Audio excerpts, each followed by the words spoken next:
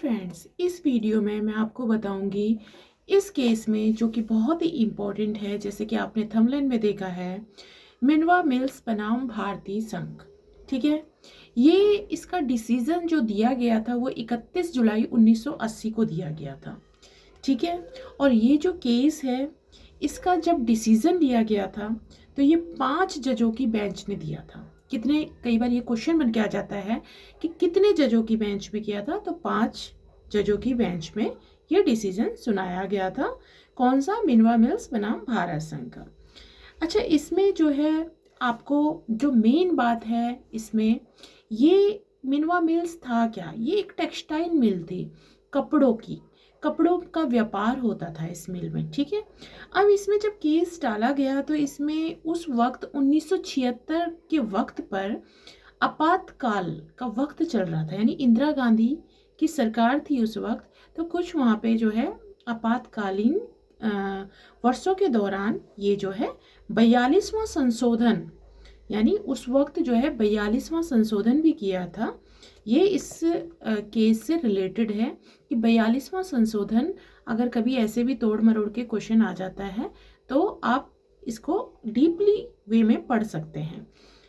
तो इसमें सर्वोच्च न्यायालय में इसको जो है चुनौती दी गई थी। किस वक्त पे? आपातकाल वर्षों के दौरान। ठीक है, 42वें संशोधन में। इसमें 368 में मेन बात यह है, 368 में 2 खंड जोड़ दिए गए थे। ठीक है, 368 में यहाँ पे 2 खंड जोड़े गए थे जिसमें ये कहा गया था कि संसद द्वारा, क्योंकि संसद को भी शक्ति प्राप्त है, वो भी संशोधन कर सकते हैं, सरकार है, संसद द्वारा किए गए किसी भी संवैधानिक संशोधन पर अगर संसद किसी भी कोई भी बदलाव करता है, संशोधन करता है, तो उस पर क्या है कि देश के किसी भी न्यायालय के समक्ष, जो भी इंडिया का पूरा देश के किसी भी न्यायालय में कोई भी प्रश्न नहीं उठाया जाएगा। तो 368 में 2 खंड जोड़े गए थे जिसमें से एक, ये आपको क्लियर हो गया कि अगर संसद किसी कानून में संशोधन करती है तो उस पर देश का कोई न्यायालय क्वेश्चन नहीं उठाएगा। ठीक है, एक ये किया गया। दूसरे खंड में संसद को संविधान में संशोधन करने की असीमित शक्तियां, यानी अनलिमिटेड शक्तियां प्रदान की गई। तो ये 2 खंड उसमें जोड़े गए थे। ठीक है, अब क्या हुआ कि संसद के संविधान संशोधन अधिकारों की कोई सीमा नहीं होगी, ये कहा गया था उस वक्त पे। ठीक है, अब लेकिन अब लास्ट में जब ये मिनर्वा मिल्स वाला ये जो केस था, इसका जब निर्णय आया गया, लेकिन इसमें भी ना वो केशवानंद भारती वाला ही जो है थोड़ा सा मिलता जुलता डिसीजन सुनाया गया। वो क्या था कि इस, जैसे कि मैंने आपको बताया कि 5 जजों की बेंच में इसका निर्णय किया गया। ठीक है, इसमें अनुच्छेद 368 में किए गए संशोधनों को असंवैधानिक बताया गया। अब क्या हुआ कि यहाँ पे कुछ और ही पलट गया मामला कि जो 368 अनुच्छेद था उसमें संशोधनों को जो है इनवैलिड बता दिया, असंवैधानिक बता दिया गया। इनसे अनुच्छेद में जोड़े गए खंडों को भी रद्द कर दिया गया। जो अब ये खंड जो 2 जोड़े गए थे उसको भी जो है रद्द कर दिया गया। जो मैंने आपको 2 खंड जोड़े कि संसद के पास जो है संशोधन में वो कुछ भी मतलब परिवर्तन कर सकती है और कोई भी न्यायालय जो है देश का उसके समक्ष कोई भी क्वेश्चन नहीं उठा सकता। तो ये 2 खंड 368 में जोड़े गए थे, लेकिन इनको रद्द कर दिया गया। ठीक है, क्योंकि इसका रद्द करने का ये कारण था क्योंकि अगर ऐसे ना किसी भी आम नागरिक के जो फंडामेंटल राइट्स हैं, जो मूल ढांचा है संविधान का, वो बिगड़ जाएगा।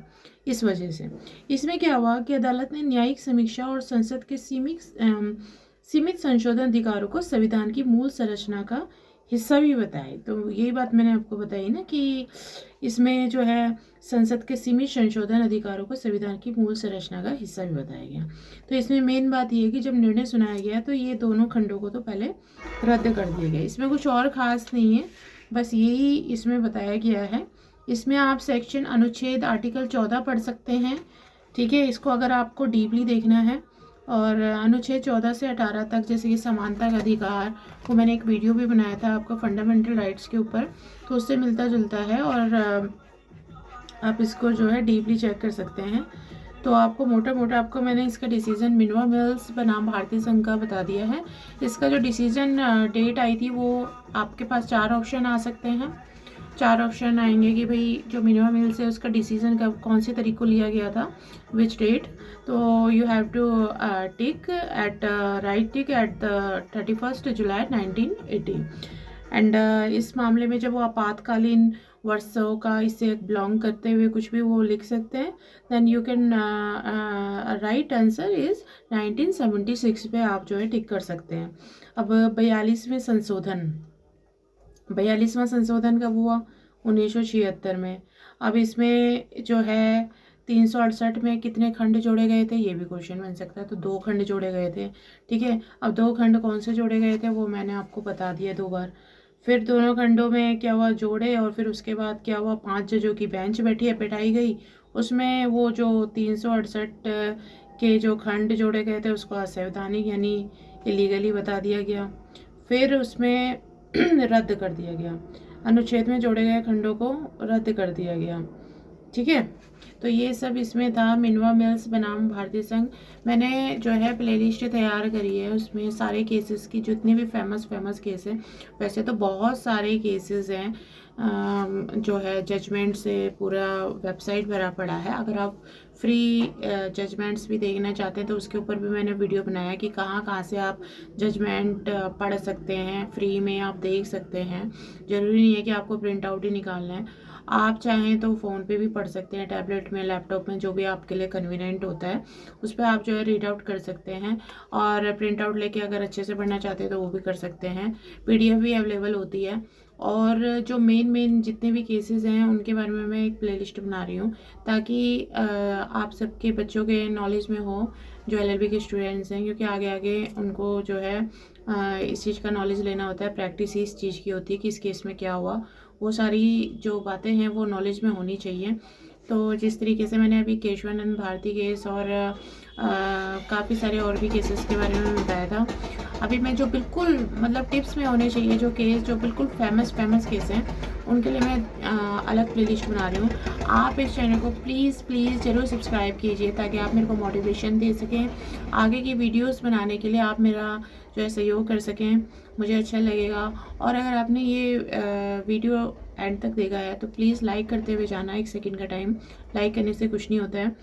और अगर आपकी कोई भी क्वेरी है तो आप कमेंट में दीजिए, कमेंट सेक्शन में कमेंट दीजिए। अगर मुझे लगता है कि उसके ऊपर वीडियो बनानी चाहिए तो मैं नेक्स्ट वीडियो उसके ऊपर बनाऊंगी।